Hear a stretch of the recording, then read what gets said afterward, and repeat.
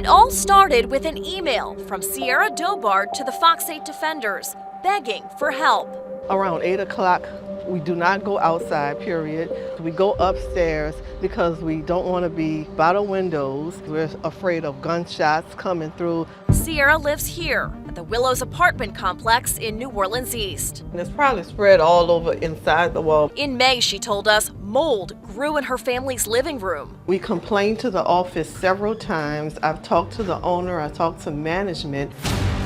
In their bedroom, right here, it's soft and the wall is just it's sinking in. Her neighbor showed off an even bigger problem. This was Caroline Bailey's bedroom. I'm constantly calling them, emailing them, and everything, and they're not doing anything. They said that they were putting this up temporarily, and they were coming back to fix it, and this has been weeks and a Sunday. Water dripped from the ceiling. White tarp sagged from the weight it held. She said it's been like this for years. In her other bedroom, she used tape to patch up cracks in the ceiling. It looked like it could cave at any moment. The stress finally got to her. She said the Fox 8 defenders were the first ones to really listen to her problems. And I tell them this all the time. I say, this is not fair. This is not fair. No one has to live like this. And they tell me, oh, we're going to get someone, and then they stop answering the phone. We first showed up at the Willows in May of this year, wanting to see the conditions that residents described to us. After our first story aired, City Council President Helena Moreno also wanted to see what was going on. She couldn't believe what she witnessed. Oh no, this is not right. This is not right. This is not right. And how long has it been like this? Since 2019. Oh my gosh. I can't believe this. Since 2020, it's gotten worse. It's horrible, and it needs to be fixed ASAP. Moreno tried to speak to management during her visit to the Willows.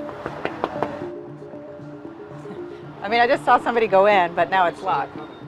We found the housing complex is owned by a religious nonprofit based out of Tennessee, Global Ministries Foundation, or GMF Preservation of Affordability Corporation. The CEO is Reverend Richard Hamlet, an international evangelist. This is terrible, and it needs to be fixed. I can't believe that anyone would be okay with having a person live in these conditions.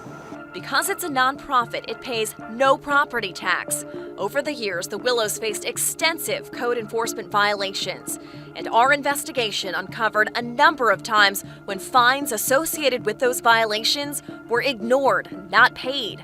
Does the Willows currently have open code enforcement violations? Yes, we've had over the past few years probably about 6 or 7 complaints about that property. After Moreno's visit to the Willows back in May, code enforcement showed up, taking pictures and compiling reports. That's gonna collapse. Yeah, that's gonna collapse. Also on site that day, the property manager, Kendra Lemier. So when you guys caught us, you caught us with some of the trash still lingering around. But since then, we have removed mostly all the trash. We caught you, meaning we did a story on what it looked like here? I'm sorry? When you say we caught you, you mean we just did a story on what people have been living with here? Well, no, they have not been living with that because that has not been the case here.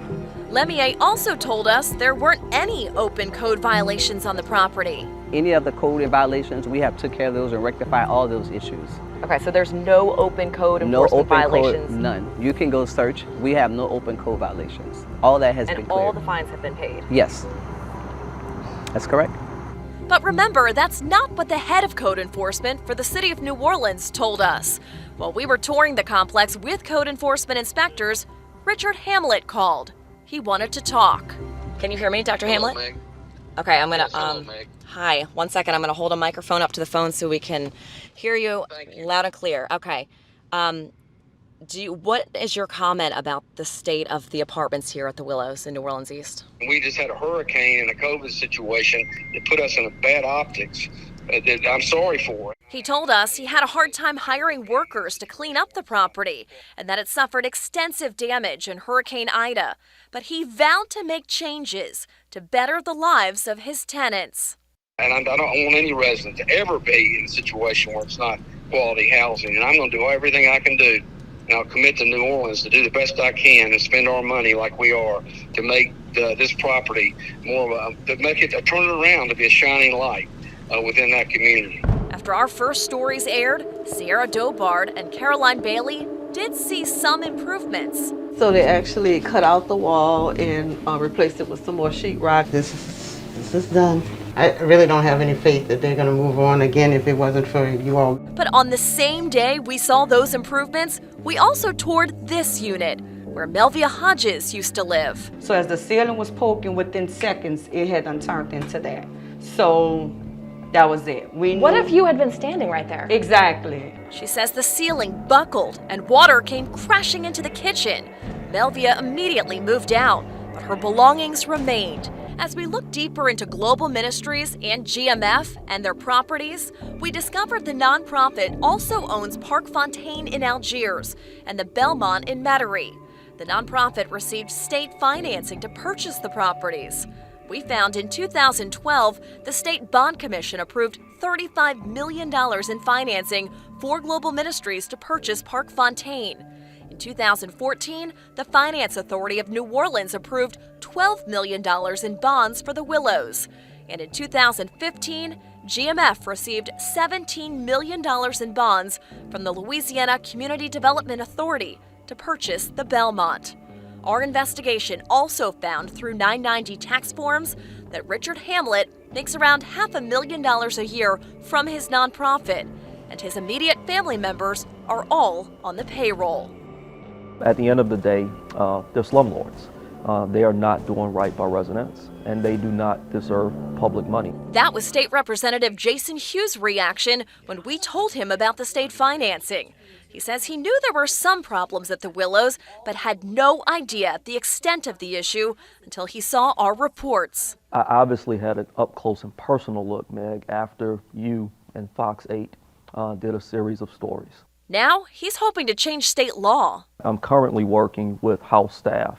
They are drafting legislation as we speak that would give the City Council the authority to force the Willows to pay property tax. A state law change would mean any local municipality across Louisiana could pull the tax-exempt status of a nonprofit that owns a housing complex if it's deemed to have substandard living conditions. I'm confident that I can make a compelling case, given the track record of this organization, to my colleagues in the legislature. Part of what Hughes will be showing them, not only the conditions we uncovered at the Willows, but also those at Park Fontaine.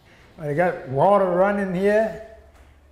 They tore all this, mold, all this. In September, this is how 73-year-old Creston DeLay told us he'd been living for months.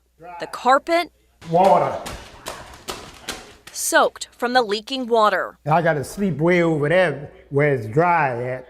How long has it been like this? 3 months. And you've complained to the office? Every day, crying like I'm doing now. And at the Belmont in Metairie, mold right here, mold throughout my hallway. I have really bad termites in my room. Those are termites? Yes, those are termites. No. Haley Hall lives here with her 2 young boys. The problem's so bad at the Belmont, Jefferson Parish actually took GMF to court, alleging years of unpaid code violations. We executed a judgment of $150,000 and they paid that $150,000 fine. The parish now conducts proactive monthly sweeps of the site to make sure tenants are safe. But the sweeps only go so far. While local management tells us they're on top of the situation here. I think that we try to do as much as we can do here possibly to make sure that the residents are safe, they're happy, that we repair things in a timely manner. Our reports uncovered a different story, with elected leaders infuriated. They are an absolute horrid landowner. They are a terrible neighbor. They are an absolute unwanted guest in our parish in every way. And brainstorming ways to force the religious nonprofit to right this wrong or get out. The Christian thing to do would be to make sure that it's safe, sanitary, and affordable housing. Matthew 25:35 says, "Hungry you fed me, thirsty I gave you drink, stranger you invited me in." They wouldn't invite anybody into the Willows. Meg Gatto, Fox 8, Local First.